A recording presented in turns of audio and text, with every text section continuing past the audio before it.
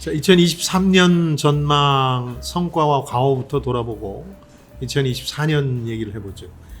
크게 보면 놓쳤던 사안은 별로 없었던 것 같습니다. 11월 중순부터 엔화가 다시 조금씩 강세를 띌 거라는 전망을 했고 틀리지는 않았습니다. 800원대까지 갔던 엔화가 지금은 920원 근처까지 왔으니까 꽤 빨리 반등한 거죠. 다만 제가 이제 매년 말에 일종의 이벤트처럼 하는 게 하나 있습니다. 방송을 하면서도 늘 했던 건데 I regret이라고 나는 후회합니다는 고해성사를 하는데 2023년 전망 가운데 그런 요소가 하나 있습니다.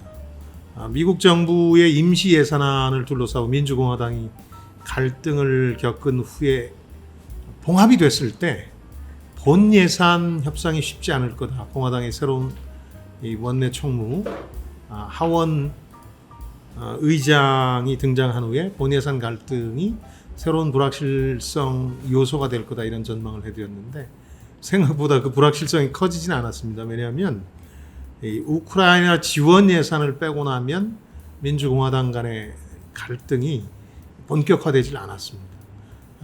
우선 미국 정가 자체가 완전히 대선 국면으로 접어들고 있고 우크라이나 지원 예산은 어쨌든 내년 상반기까지는 돌려막을 예산들이 좀 있습니다. 그래서 싸움이 커지지 않았고요. 또 공화당뿐만 아니라 민주당 내에서도 이렇게 우크라이나 전쟁 지원을 무한정할 수는 없다는 반대 여론이 조금씩 커지면서 신중론이 득세한 것도 한 요인이 됐습니다.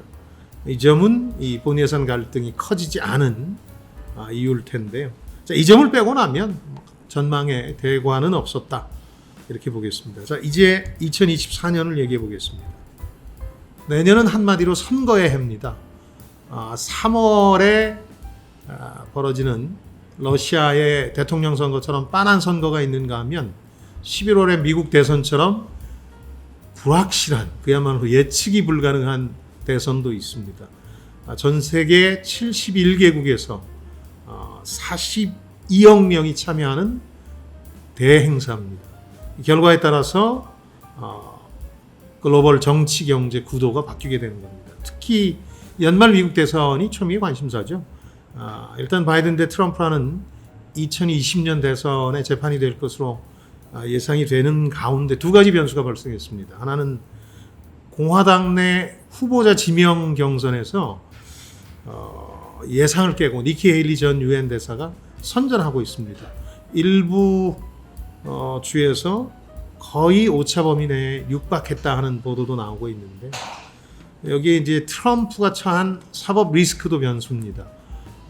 지금 연방과 일부 주로부터 4개의 혐의로 기소된 상태인데 공화당 내 절대 우위나 바이든과의 상대 우위로 나오는 모든 여론조사들을 통해서 일관되게 나오는 유권자 민심이 하나 있는데 그건 뭐냐면 트럼프가 실제 형사처벌을 받을 경우에 지지하지 않겠다는 유권자가 꽤 많습니다.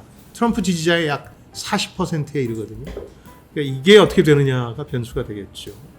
더욱이 이 경선에 돌입하기도 전부터 일부 주에서 내란죄를 근거로 해서 트럼프의 대선 참여를 원천 봉쇄하는 움직임도 있어서 이건 변수라고 하겠습니다. 만일 당내 반 트럼프 진영이 똘똘 뭉친다면 극적인 반전이 벌어질 수도 있는데 조금 더 지켜봐야 되겠죠. 다만 지금까지는 바이든 대 트럼프 구도가 유력하다고 보겠습니다. 로버트 케네디 주니어 같은 제3 후보의 영향도 일부 있을 테고요.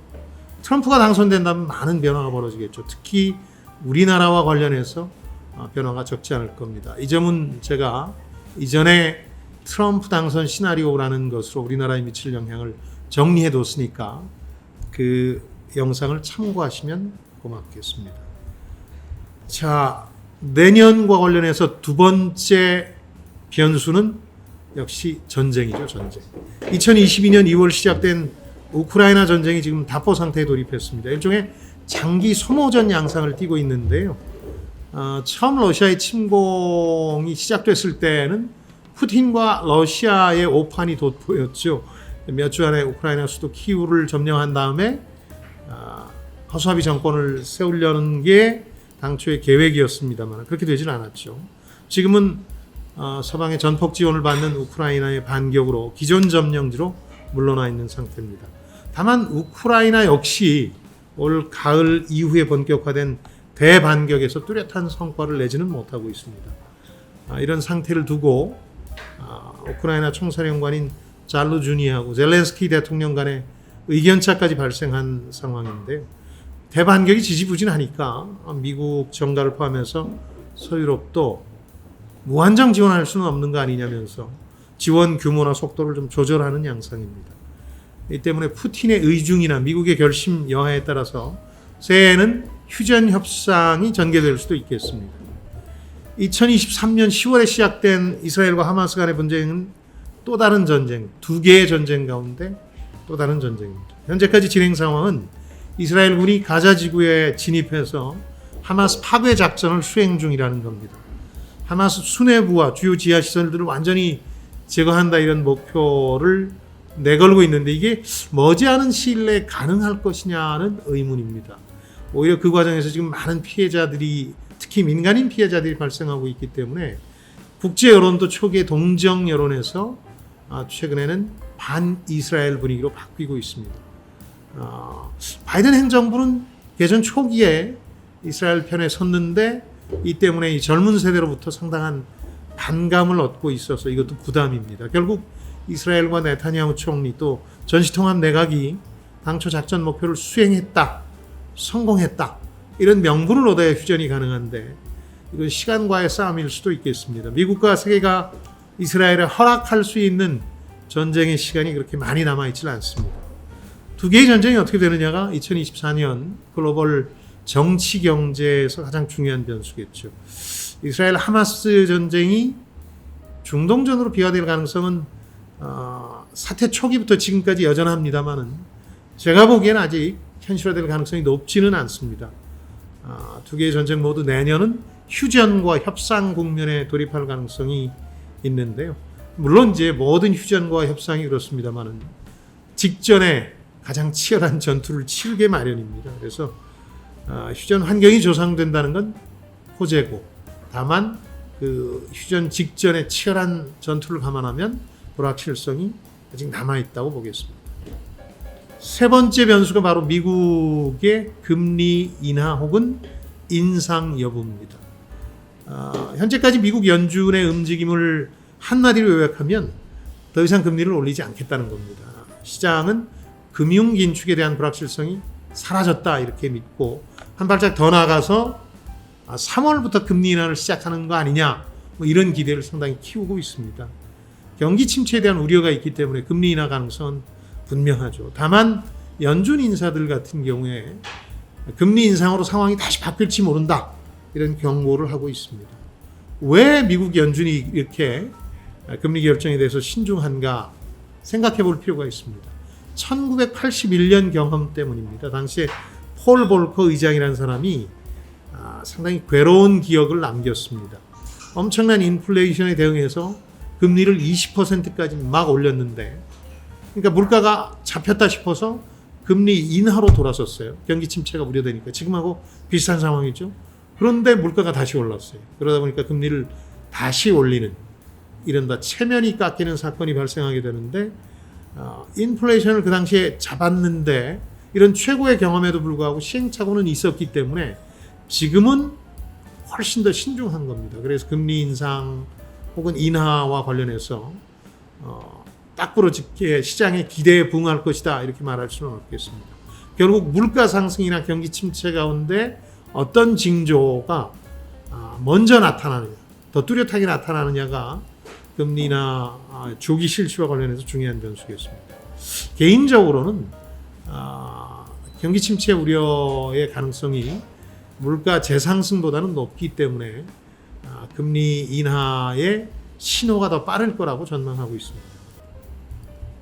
마지막으로 우리 경제와 관련해서는 제조업 회복 속도가 가장 큰 변수입니다. 제조업이 얼마만큼 빠른 속도로 회복될 거냐 이런 거죠.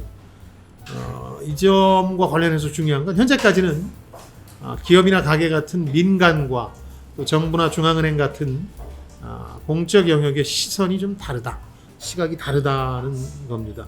일종의 그 여론조사라고 할 수 있는 기업 경기 실사지수 BSI 같은 걸 보면 아직은 경기 회복에 대한 기대감이 낮은 편입니다. 반면에 정부나 중앙은행은 회복을 기정사실화하고 있죠.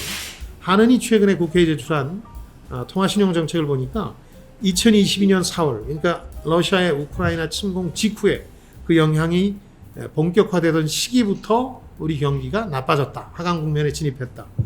그래서 1년여 후인 2023년 1분기에 바닥을 확인했고 2분기부터 회복 국면에 진입했다. 이렇게 판단하고 있는 것 같습니다.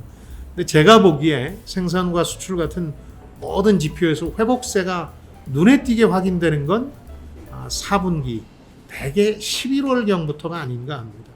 그러니까 이게 내년에도 지속될 거냐, 이게 중요한 건데 여전히 불확실한 변수가 몇 가지 있습니다. 우선 우리 경제에 가장 큰 영향을 미치는 중국의 성장세가 완연히 둔화됐고 미국을 비롯한 주요국 통화 긴축에 대한 우려도 이미 말씀드린 것처럼 여전히 남아 있습니다. 다만 이제 생산이나 수출 부문에서 우리한테 뚜렷하게 좋은 징조들도 좀 나타나고 있는데요. 예를 들어서 이번 하강 국면의 주범을 꼽아보려면 중국 시장, 또 IT 경기, 글로벌 수요 부진 같은 요소들이었는데 이 변수들이 급격하게 나아진다고 볼 수는 없겠습니다만 일단 긍정적인 면은 기존 제조업 주력은 부진한데 새로운 신성장 산업이 등장하고 있다는 겁니다. 전기차, 2차 전지, 바이오 같은 것들인데 이 분야에서 우리가 꽤 잘하고 있습니다. 이런 것들이 회복을 이끌 거라는 겁니다. 반도체 회복이 우리 경제를 되살릴 거다 이런 주장들도 많이 하는데 딱히 근거가 있는 것 같지는 않습니다만 긍정적인 요인을 하나 꼽으라면 역시 인공지능, AI 분야의 급진전이 이루어지고 있기 때문에 이 분야 반도체 수요가 늘지 않겠느냐 하는 기대들을 하고 있는 것 같습니다. 자, 결론 내려보죠. 우리 제조업이나 경제가 2024년에 살아날 가능성은 상당히 높은데 선거나 전쟁, 금융긴축 같은 불확실성은 완전히 해소되지 않았다. 이렇게 봐야 되겠습니다. 지금까지 김방희였습니다. 저는 여러분의 성공을 응원합니다.